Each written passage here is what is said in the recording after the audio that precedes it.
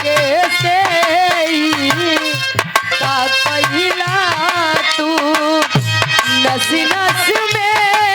तू गईला समा नस नस में तू गईला समा डाल देला परेशानी में गजब के रोग धरा होला ए राजा हमके जवानी में गजब के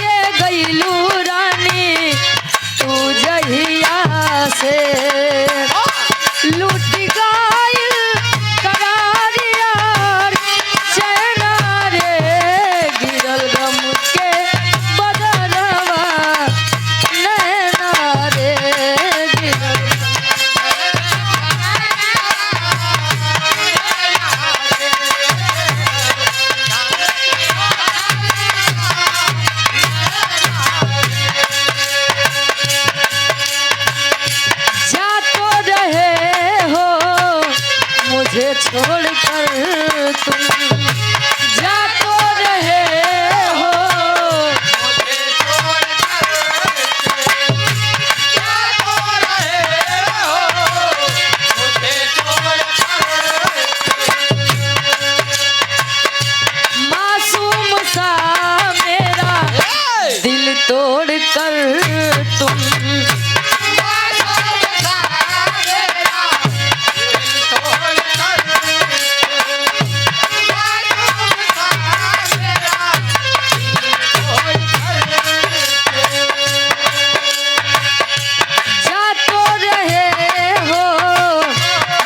छोड़कर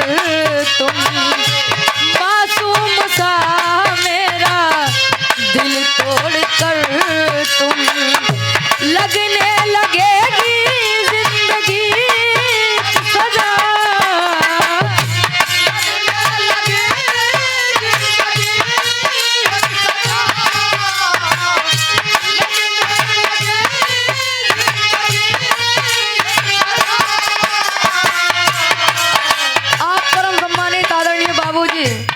अमरजीत कनौजिया जी, अमर सिंह कनौजिया जी 101 रुपये का महान आशीर्वाद फरमाइश भाई खास रस दादा लोकगीत गाय के बाहर नंबर है लड़कों कहे जा बेवफा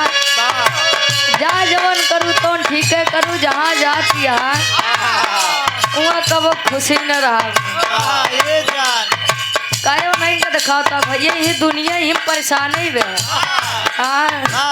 मनई आज के जमाना में अपने दुखे ज्यादा दूसरे के सुखे से परेशान हुआ भैया हो ताई जे थक लई ले लड़कों कहे का लगने लगेगी जिंदगी सदा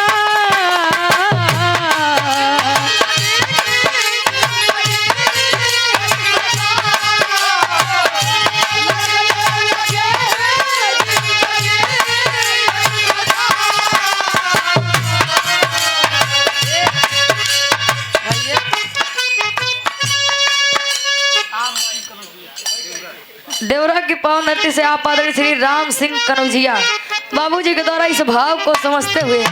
101 रुपए का महान आशीर्वाद कहें। लगने लगेगी जिंदगी सदा, कैसे भुलाओगे मेरी वफा, कैसे भुलाओगे।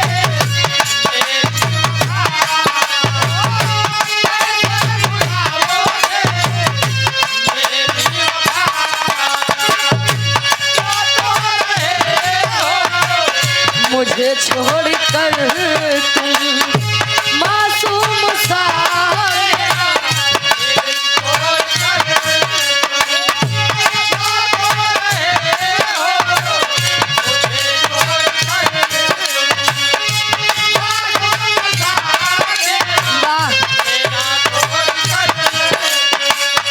लगने लगेगी जिंदगी एक सदा,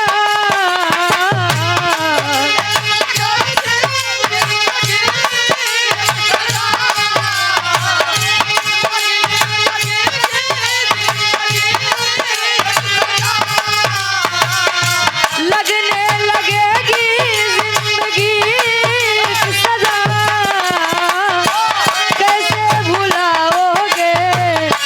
कैसे भुलाओगे तुम मेरी वफा, कैसे भुलाओगे।